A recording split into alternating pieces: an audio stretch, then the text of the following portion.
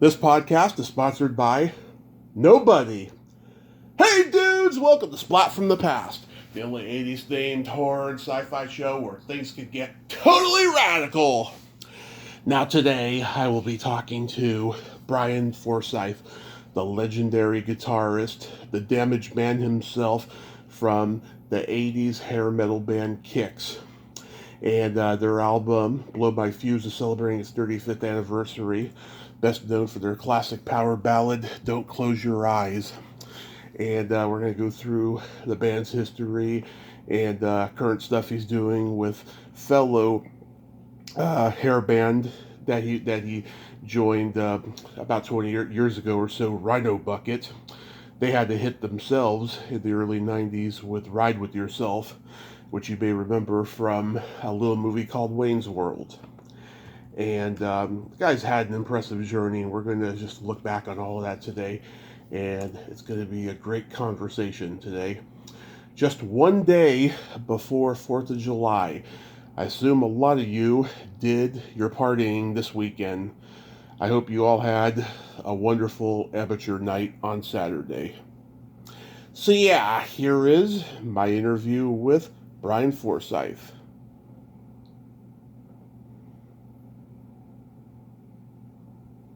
Hey Brian, welcome to the show. How are you today? Good. Awesome. This is such a great honor. Thank you so much for taking the time today. Yeah, my pleasure. So, going back in time, what age did you start gravitating toward music? As far back as I can remember, probably 3 or 4. Wow, early. Yeah, it caught my ear. Well, my parents were into music, and they had a wide variety of different music around the house, and then of course when the Beatles came along in the early '60s, and I saw them on Ed Sullivan the first time. That made my mind up that that's what I wanted to do. Oh yeah, millions of minds, as a matter of fact. Yeah, before that I wanted to be a garbage man. A garbage man? Why did you want to do that? It looked like fun. I used to watch the garbage men come down the street, and they'd be hanging on the back of the truck, and they'd jump off and run and grab the can, and it just, that was before the fully automated. It was when they still had to grab the actual trash can and dump it. But it looked fun, and then they'd get to run and chase the truck down the street and jump on the back. Yeah, and then the fun's over once the smell comes. Yeah, I never thought about it that far. Did you come from a family of musicians? Not really. My grandfather was a musician. He played guitar and sang. He was played folk guitar. And my father was just a music fan, but he was an artist. And then my older brother played guitar for a little while, and that's sort of how I got started. He taught me how to play. Yeah. He's like 4 years older than me. How old were you when you first played guitar? I started messing with it early on, but I didn't get serious until around 8 years old. Mm-hmm. Yeah, I learned that. I read that you learned Bob Dylan songs early on. Yeah, that's how I learned all my first position chords. Yeah. Who are your guitar heroes? There's so many of them over the years. It sort of evolved, The first, I learned to play through Bob Dylan, but the first guitar hero that I noticed was Eric Clapton when he was in Cream. In fact, that was my first record that I actually owned. That wasn't my older brother's record. Was Cream Destroy the Years. Yeah, great album. And from there, it just sort of, as more people came along, of course there was Chuck Berry, and then beyond Eric Clapton, there was Jimi Hendrix, but for some reason, that was too much for my mind to handle at the time. I couldn't really, I had no clue of what he was doing. Right. And then I liked Southern rock, like the Allman Brothers, like Dickie Betts and Wayne Allman, and then Billy Gibbons came along, and so on. It just every few years I find a new one. Yeah. Oh my God. Back then, so many blues rock guys and so many hard rock guys. It was crazy. How about Disraeli Gears was the first album you owned. How about the first concert you ever attended? Oh, that was probably the first one. I was visiting with my cousins, and I was around 12 or so. Yeah. And it was this band, Quicksilver Messenger Service. Oh yeah, I love them. And I wasn't really. I didn't know much about them, but my cousin's parents bought us the tickets, so we went to it, and it was whatever. I don't know what the name of the band was that opened for them, but they became Styx later on because they were a local Chicago band. Right.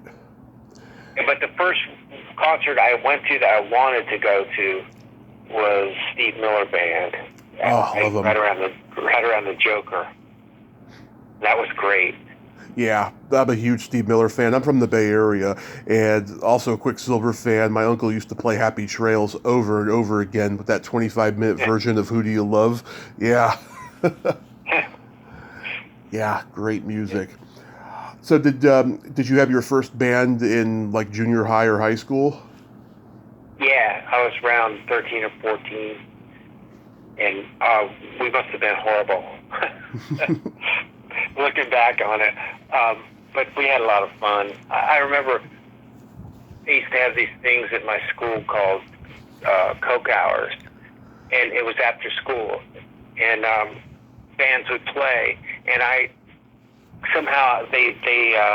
signed up for one of those, and I remember it was one of my first bands, and I was singing because nobody else could sing, so I had to sing everything, and we didn't play any full songs. We'd learn the lick, and we'd just jam on the lick. Right. And that's how we did it back then. Yeah. garage band music, pretty much. Yeah. Nice. So you were coming home from a gig one night, and you walked into a 7-Eleven, and you met Ronnie Youngkins, and that's how Kix came to be? Yeah, I was coming back from a club. In fact, there's so many things I did, so many things in my history, but I was running lights for a band, because I was between bands, and I got a job running lights, and it was for this band that Jimmy was the drummer. Yeah. In that band, and I was out one night. Well, actually, I just auditioned for Ronnie's old band, so I was showing this new guy how to do the light show. So I wasn't actually working that night, but I was on the way back from that gig and stopped at 7-Eleven, and Ronnie approached me, and I knew Ronnie, like I didn't know him real well, but I'd gone to see his band a bunch of times, and one of my previous band, the bass player owned the PA, so he would rent it to Ronnie's band. We'd go run sound for Ronnie's band, and so anyway, Ronnie approaches me and he goes, "Hey, I heard you tried out for my band," and I said, "Yeah," and he tells me, he goes, "You don't want to play with those guys. They never practice and they never learn any new songs. They've been playing the same songs for years." And the reason I tried out for his band was they had gigs. Mm-hmm. They were constantly playing, and then Ronnie goes, me and this guy named Donnie Cornell are starting this new band. Right. We're looking for another guitar player. And at first, I wasn't interested because I didn't want to start over from scratch. Mm-hmm. And I wanted to jump into a band that was already playing. And so I said, well, I'll think about it. And that was it. And then the next day, the original drummer that we had, this guy named Donnie Spence, he called me and he talked my ear off. And he talked me into at least giving it a try and doing a rehearsal with them. And so I agreed. And this is when I was about 20 years old. I still lived, well, I was living at home at the time at my parents' house. And those guys came over, and our first rehearsals in the basement. And it was just me, Ronnie, Donnie, and this other Donnie Spence on the drums. And the first song we worked on was Atomic Bomb. Mm-hmm. And I remember thinking, wow, usually when you hear a band do an original song, it's the worst song of the set. Yeah. But that was a cool song to be original. And it kind of changed my mind. So from there on, I was in the band. Wow. So it was just like instant chemistry. Yeah. Yeah. You guys were like kindred spirits of music in a way. Yeah. I still remember back in those days the struggles we went through to get the band started, but we kept at it. We didn't give up. Kix at the time was called the Shoes, and then the Generators. Did the Kix come from the cereal?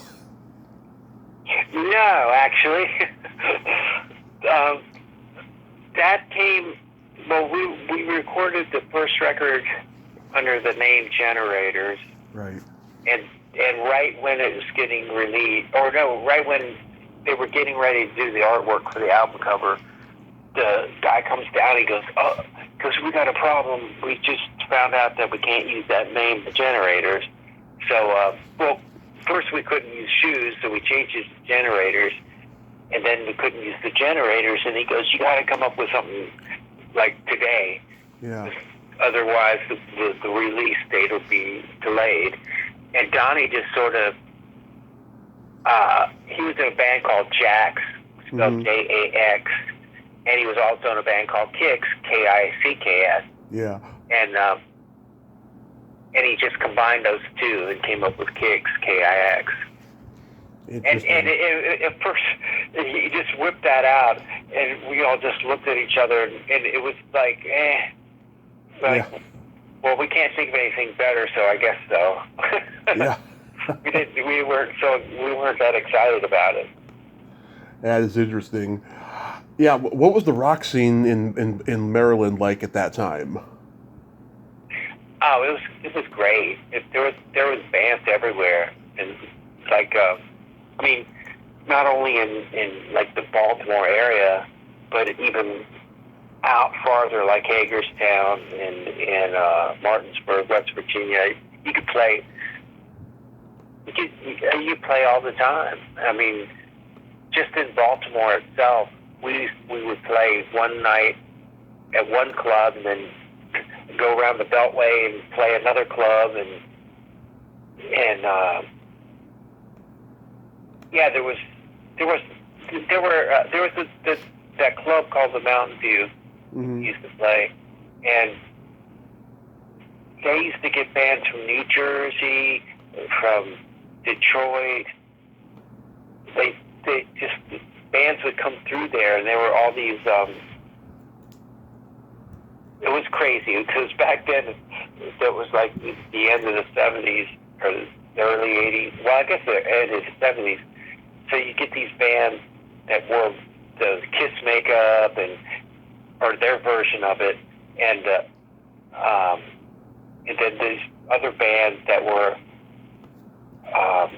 like, I don't know, it was just was a lot of bands, so there wasn't a shortage of them. Did you see the Ravens? Yeah, I remember that. Yeah, they did Raised on the Radio for Fast Times at Ridgemont High. And how about Edie and the Eggs? Yeah, I don't remember that one. Yeah. In Baltimore? Yes, Edith Massey from all the John Waters movies, the crazy heavyset old lady. Yeah, she had a rock band for like a year, and Gina Shock from the Go-Go's was her drummer. Yeah. Yeah, I had her on, and she told me the story. Yeah. Did you guys travel a lot in those days? Go to L.A. and New York and see the scenes over there? Well, early on, it was mostly local shows, and then around 1980, we started branching out and spreading out on the East Coast, like up to New York and down to Florida. No, actually, South Carolina or North Carolina. We didn't go to Florida until later, but then we go out to Ohio and play, and it wasn't until the first record that we actually went nationwide. Yeah, because when you guys started, the hard rock scene in L.A. was like Van Halen, Quiet Riot, and Silent Rage, and New York was like, mostly punk, but then you also had Twisted Sister. Yeah, we related more to the New York scene.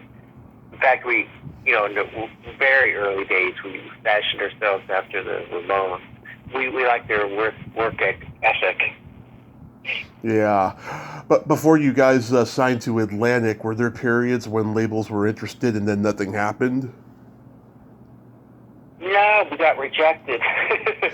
Our manager, he used to send, he did proper inquiries, but after a while, he started just sending live board tapes that we would record every night, and he'd just drop them in an envelope and send them off. And he I don't know how many he sent out, but Atlantic was the only one that was interested. Yeah. Did you guys get to spend time with Ahmet Erdogan? On a couple occasions, I got to talk to him, but we didn't spend a whole lot of time. But I remember him. We were at this WIA convention in Chicago, and we were at the after party up at some suite up at the top of the hotel, and he was there, and he was talking to me and Steve, and it was kind of horrifying because he was laughing and telling stories how he ripped off people, and those aren't stories you tell a band that's on your label. Yeah. Exactly. But, but anyway, he was nice, but it was terrible. Like, he would talk about these old blues guys, and he'd make a deal with them, like he'd get their publishing for a bottle of whiskey and a Cadillac or something, Yeah. It was terrible. Yeah, a lot of weird shit happened in those days. Yeah. So on that first album, you guys had Tom Allom producing, who was coming off of Judas Priest's British Steel, which I think is one of their very best albums.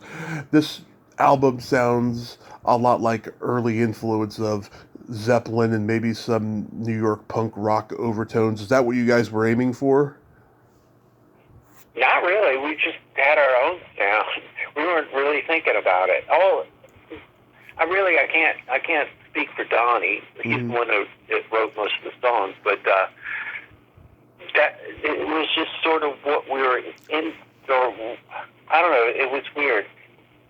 To me, when I listen back to it, it sounds everything sounds fast for one thing, but there's a lot of new wave influences, and there's the punk thing. I don't know. I was always into the Stones, so I brought my little Stones influence to it, like for the Itch and other things. But yeah. Like Atomic Bombs. Atomic Bomb sounds like it has punk influence with early Ozzy thrown in there. Yeah, well, that song. Well, you know, a lot of those songs were written in the 70s, like and at the end of the 70s, like that. Atomic Bombs was written in 77. Mm-hmm.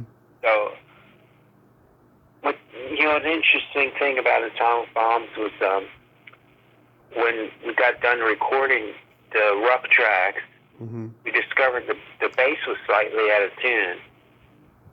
But because it was out of tune, not that much out of tune, but just slightly, it gave it this real heavy sound, so we just left it. Mm-hmm. You co-wrote "Love at First Sight." Where did that song come from in its conception? Oh, that was one of Steve's songs, and he just wrote it. He came up with the basics, and then I kind of wrote the guitar part for it. So I don't really know the concept of the song. Yeah, the riff kind of reminds me of Jumpin' Jack Flash a little. Yeah, I don't know where I came up with that. Well, you're probably a sponge. You probably absorb, stuff that you hear. Yeah, and then The second album, Cool Kids, was an experiment in new wave with synthesizers. Was that the band's idea, or was that the label's idea? That was the combination of label and the producer. Mm-hmm. We had Pete Solly for that one, and he was a keyboard player. Yeah. He added all the crazy keyboard stuff. Yeah. But the first record they let us go, they let us do our thing, and then the second record they tried to make us a pop band. Yeah. And they wanted singles, and it kind of backfired. Yeah. Well, that title song is great. It was written by Franny Gold and two other guys. It's a catchy song. I remember that music video. It must have been freezing cold the night you guys filmed that. It was in February, and it was like I forget. It was below zero, like 2 below zero. But yeah, we did those two Body Talk and Cool Kids videos back to back. Well, the first Body Talk was indoors, so it didn't matter. But that second one was brutal. Yeah, I remember even Beavis and Butthead watched the video. Yeah. But you can tell how cold it was. It was so cold it was hard to fake playing guitar. Yeah. You co-wrote Love Pollution on that one. Is that another Steve song? That was actually my riff, but Steve wrote the lyrics to it. Mm-hmm. It's a great riff. It reminds me of something you'd hear on AC/DC's Back in Black. Oh, wow. Yeah, I like it. Burning Love was written by Holly Knight and Amanda Blue. That the synthesizer on that reminds me of something the Cars would do. I know. That was, I don't know, that song, it doesn't sound completed to me. And, like, there's no guitar solo or anything like that on it. And it shouldn't have been the lead-off song, but, I don't know. Yeah, I mean, when it comes to your work, you can be your own worst critic, Yeah. Now, Midnight Dynamite, that's where you guys find your sound and come into your own. I can imagine with the success Atlantic was having with Rat and Twisted Sister, they probably came to you guys and said, okay, do what you guys want to do. And was that about it? Well, yeah, kind of, but it was more like we decided to take control back and not listen to the record company. In some ways we agree with them, and then we go do our own thing anyway. Of course. Oh yeah, some of the greatest successes worked out that way. Just tell them what they want to hear and then go do your own thing. Yeah. And you guys worked with Beau Hill, who at the time was having success with Rat on Out of the Cellar and Invasion of Your Privacy. Was he just assigned to you guys? I forget how that happened. We had, I forget, well, it's weird. It's like I remember for Cool Kids, I remember we met with a bunch of different producers. Mm-hmm. That for Midnight Dynamite, I don't remember who else was in for consideration, but I'm sure our A&R guy suggested him, and then Donnie probably investigated him and decided to use him. Yeah, I mean, he was like Atlantic's go-to guy, at that time. He was starting to become hot at that point. Bob Halligan Jr. wrote the title track after he had a hit with Helix's Rock You. Where was the video for Midnight Dynamite filmed? Oh, that one. That was like an afterthought. In fact, Atlantic didn't pay for that. We had to pay for that ourselves. Mm-hmm. So, in fact, we sort of used that to stall, to milk it, to milk the record a little longer to before we had to do the follow up. And we filmed that at Mount St. Mary's College in Emmitsburg, Maryland. Oh. And we rented out the auditorium, and we charged $5 admission, and we let everybody in early so they could be in the video, and that's how we paid for it. Oh yeah, a lot of those concert music videos were like contests, where people would come and stuff. Yeah, wow, it looks like a full-fledged stadium. That's so cool. Yeah, it turned out pretty good. In fact, that was I got our favorite one off that record as far as video. Cold Shower, I like. That song was ahead of its time. It's very funky, and I love that harmonica that Steve plays. Did that song come out of like a studio jam? It sure sounds like it. No, actually, John Palumbo co-wrote that from Crack the Sky. Uh-huh. And I remember he came to one of our rehearsals, and we sat there. We jammed on that at rehearsal and put it together. And he was another one of Donnie's co-writers, and he always had a little different way of, like, his musical ideas were a little different. And I thought they were cool. Yeah. He came up with that bass riff first. Yeah, it's a pretty cool bass riff. Why was there a 3-year gap before releasing Blow My Fuse? Because we weren't ready. we didn't want to rush it, and we just felt like Donnie. When Donnie writes songs, like, we like to go out and play them live and sort of integrate them into the set and stuff, see how they feel, and we always kind of had that attitude, like, if we'd done it like the record company wanted us to do it, we'd had to do it. We had to put one out every year, and I think that's what happened with Cool Kids. We weren't ready. Mm-hmm. And plus, there's probably a lot of touring going on too. Yeah, we nonstop. Tom Werman, of course, produced Blow My Fuse. That guy gets a lot of flack from bands he works with for having kind of a glossy pop sound. But do you think he did a good job with the album's production?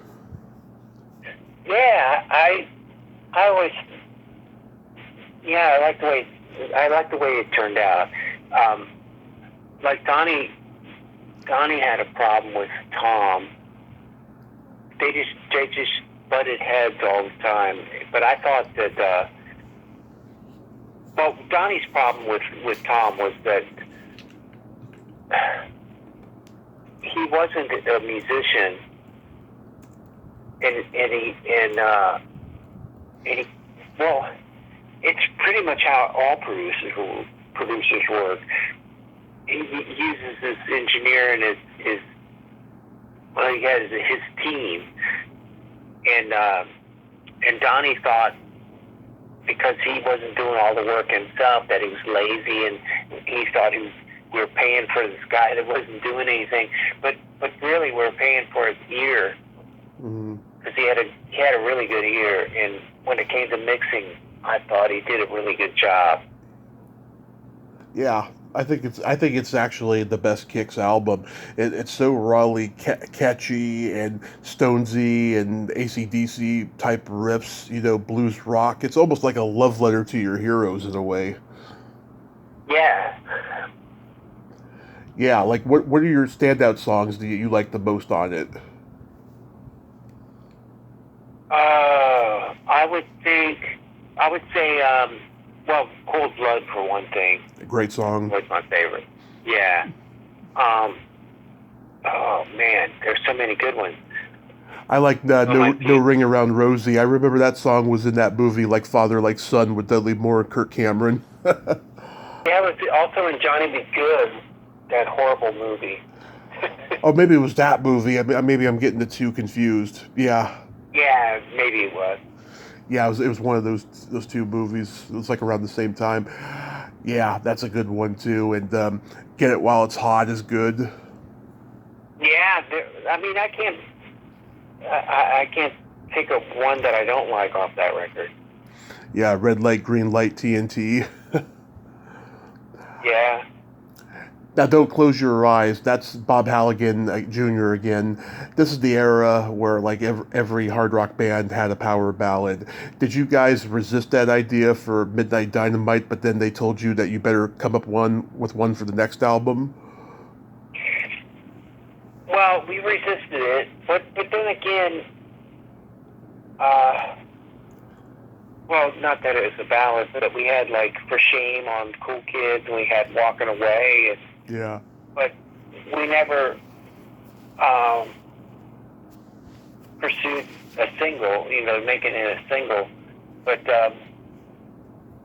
yeah, I don't think it wasn't the record company's idea. I think Donnie just came up with that song, and then they weren't going to release it as a single, but Afterthought. Yeah, it was Alan Niven.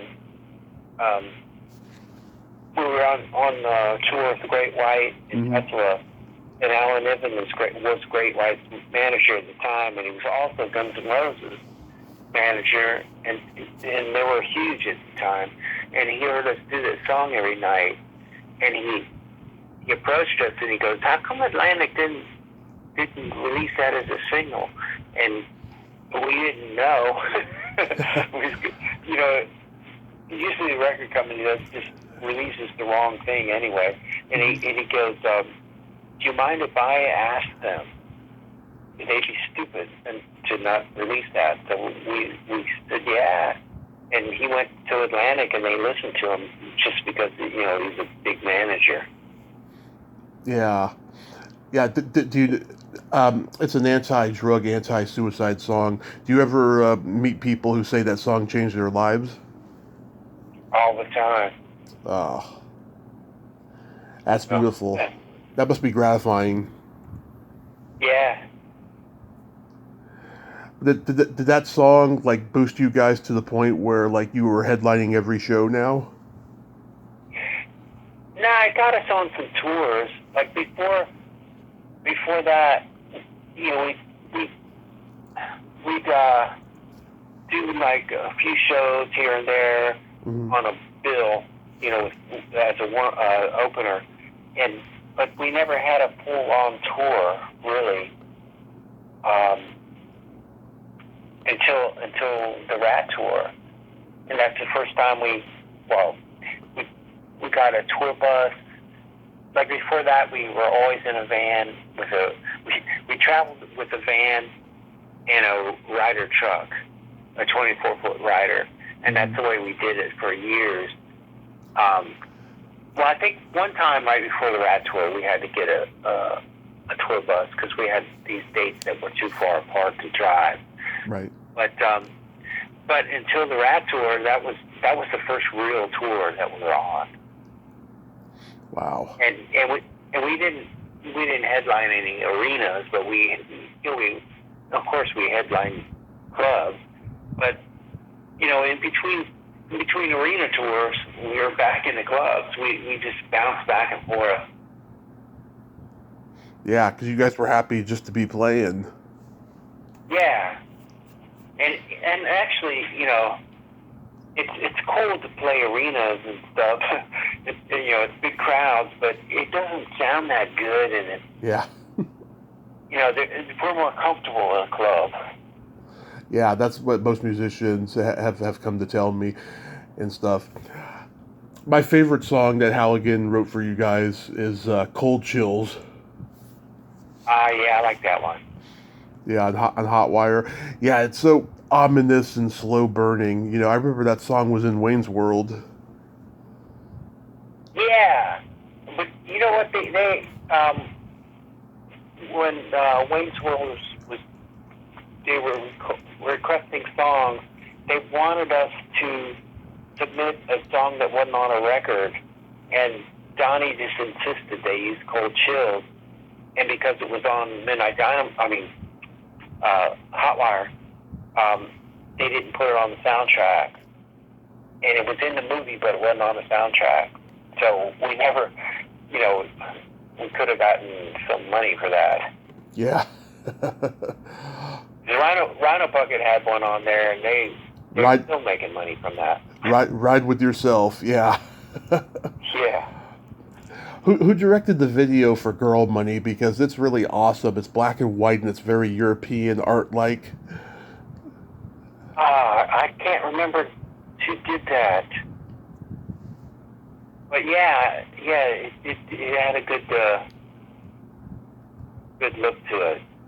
Yeah, I could find on the internet who did that video.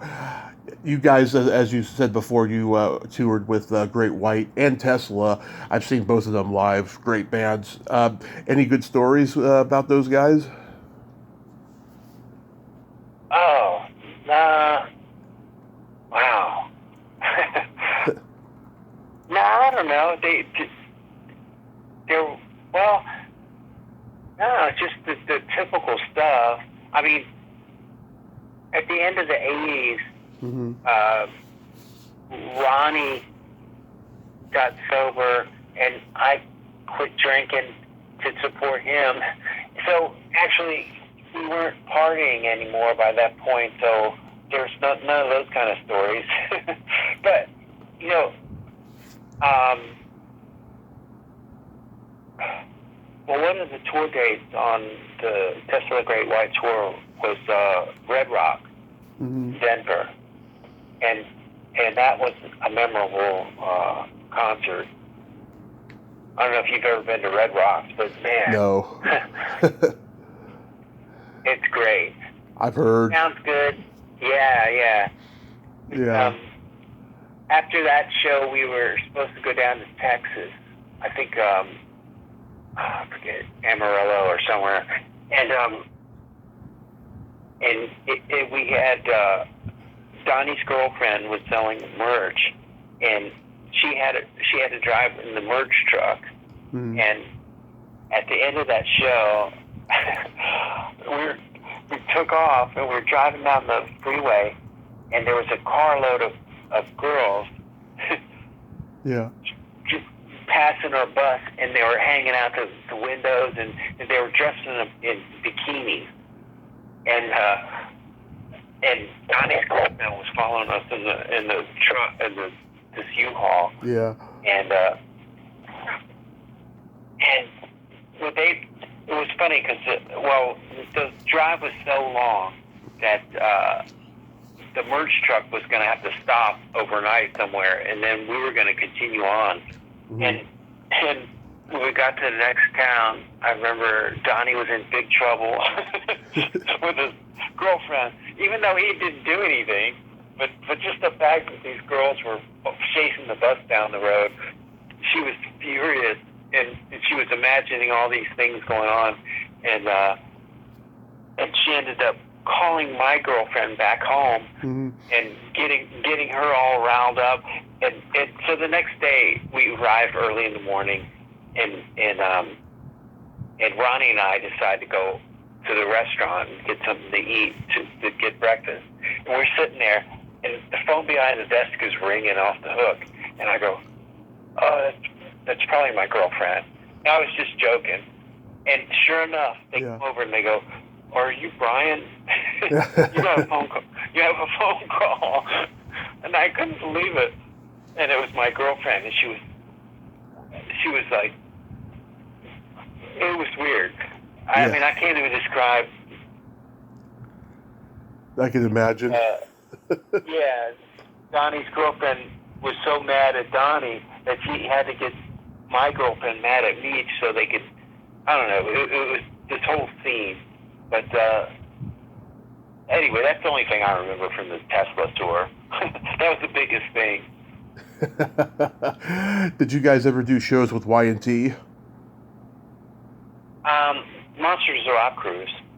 Yeah, because being from the Bay Area, I'm a huge Y&T fan. I actually know Dave Miniketti's nephew.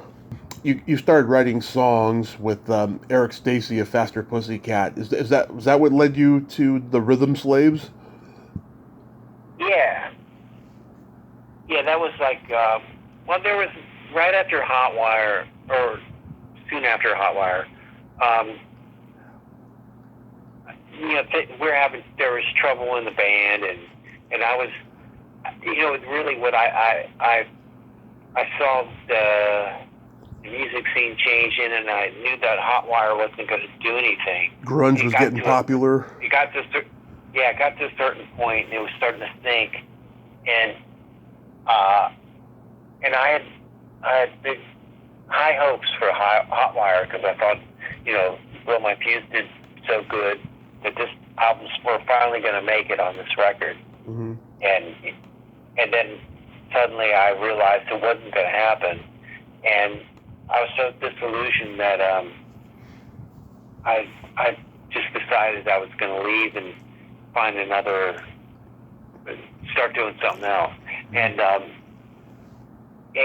my guitar tech, after we got off whatever last tour we were on, he went to work with Faster Pussycat, and I called him one day, and he was on tour. He was on tour with them, and I was looking for Tammy, and it just so happened he was rooming with Eric, and so I ended up hooking up with Eric instead, which is weird because I don't know what would have happened if I would have hooked up with Tammy, but yeah, we wrote a bunch of. He came to Hagerstown to my house, and we spent a week writing songs. And then I went out to LA a bunch of times, and we put a band together and did a demo, and I decided to do that instead. And I remember going to a Kix rehearsal with Steve, and on the way home I played him the tape, and I informed him that I was leaving the band. Mm-hmm. And then the next day I told the rest of the guys. That was a hard one. Yeah, I can imagine, because you guys have been together for so long, and the scene was dying down. You know, there was an uncertain future there. Yeah, they kept on going, but must have been rough. Wasn't there a period after Kix where you were working for your brother painting billboards? Yeah, in fact, I moved to LA. In fact, I moved to the week that the live record was released. Mm-hmm. I moved to LA, and I only had enough money to sustain myself for 2 weeks. Mm-hmm. And so I had to get a job, and my brother lived out there. So he gave me a job, which I'm grateful for, because I wouldn't have survived without it. But I worked for him until probably 98. Mm-hmm. From 93 to 98. Yeah, because I remember MTV had a little documentary called "It Came from the '80s" about '80s metal bands, and I remember in the last 5 minutes when they were doing the "Where Are They Nows" and stuff. Yeah, they showed you doing that, and you looked like you were pretty happy doing it. It's a dangerous job, though. Yeah, that particular job they filmed me on wasn't too bad, but yeah, there's some of them that were out in the desert on a 20-foot, or the size of the billboard was 20 feet, and I'd be on top of there trying to nail something on there, and the wind would be blowing, and there was some times there were a few close calls. Yeah, wow. How did you come to join Rhino Bucket? Well, while I was out there, the rhythm slaves only lasted like a year or so, and then it morphed into catfish, and that lasted another year beyond that. And then I was in a bunch of different bands, and for a while I joined a blues band, and Reeve, the bass player for Rhino Bucket, was the bass player, and then from there, him and I would join different bands, like this this country rock band we joined for a while called Trouble Walking, and then I joined. I don't know, there was just a lot going on, and then right at the end of the '90s, George entered the picture, and we did this thing called Deep Six Holiday, which is basically Rhino Bucket, but it was with a different drummer. And we did a few gigs, and then I ended up getting arrested and going away to jail, and then into rehab.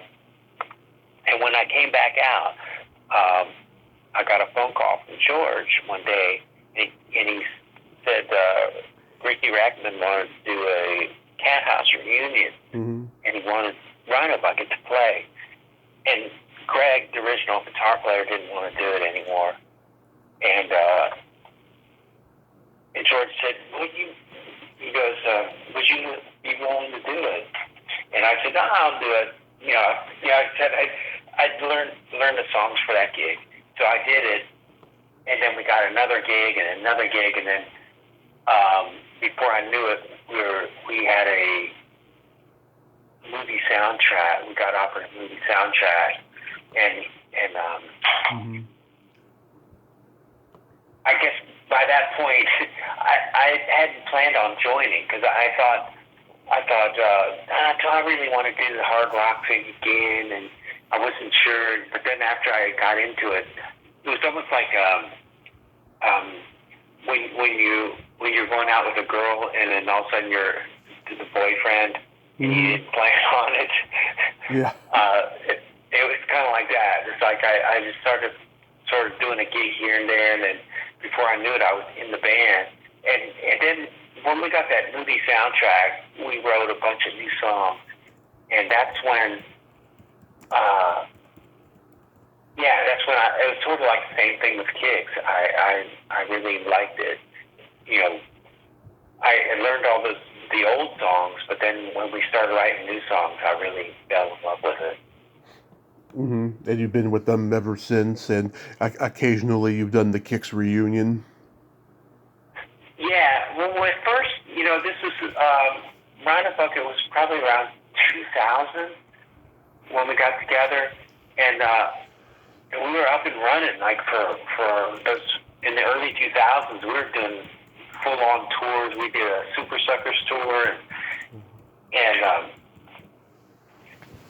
then Kix came along in the end of 2003, and at first Kix didn't really play that much. We played like two groups of shows twice a year, and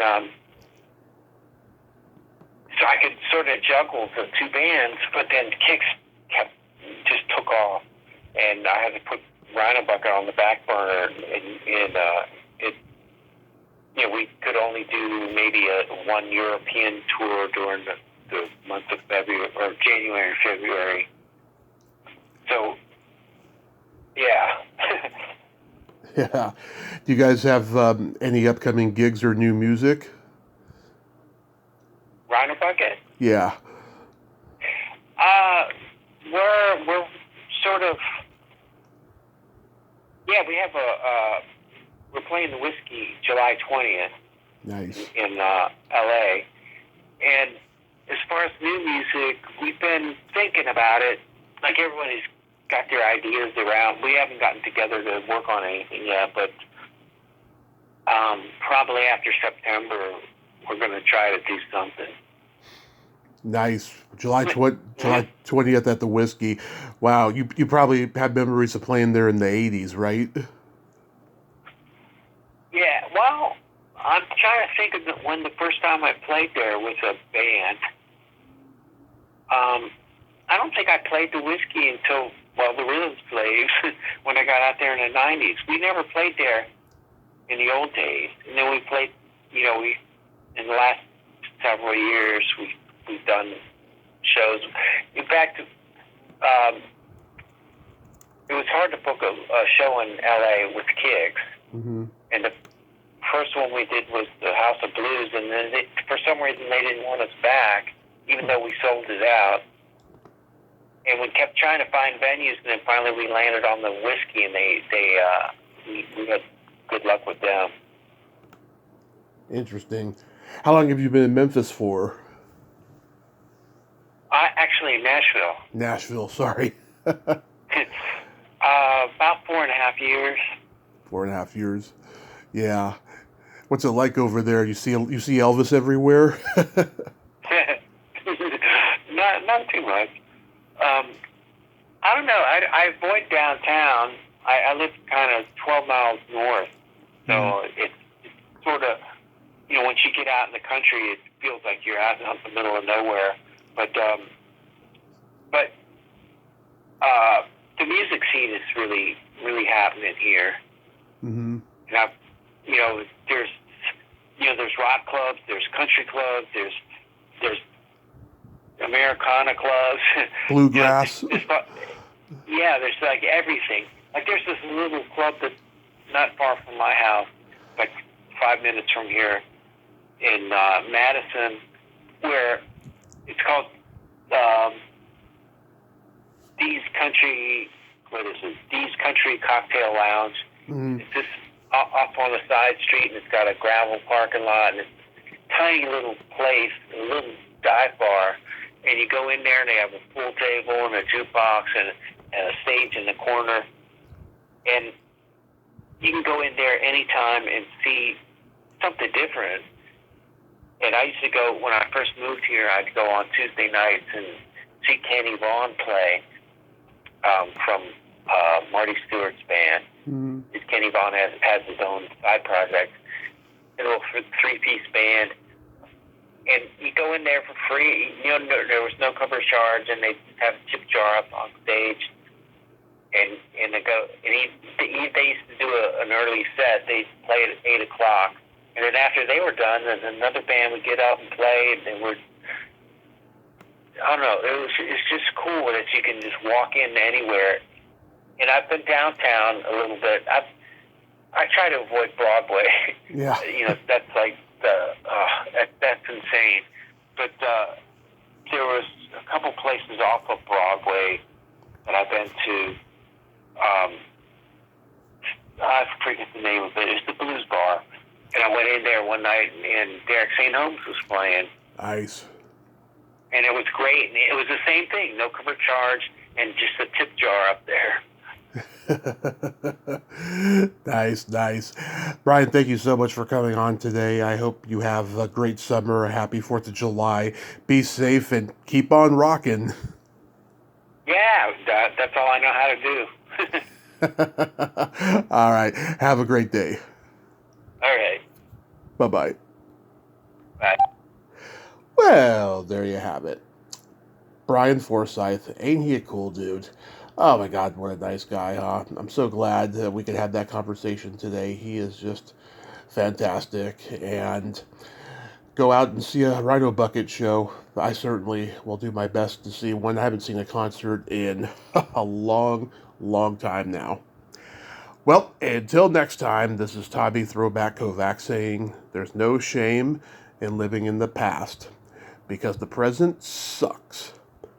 Later, dudes.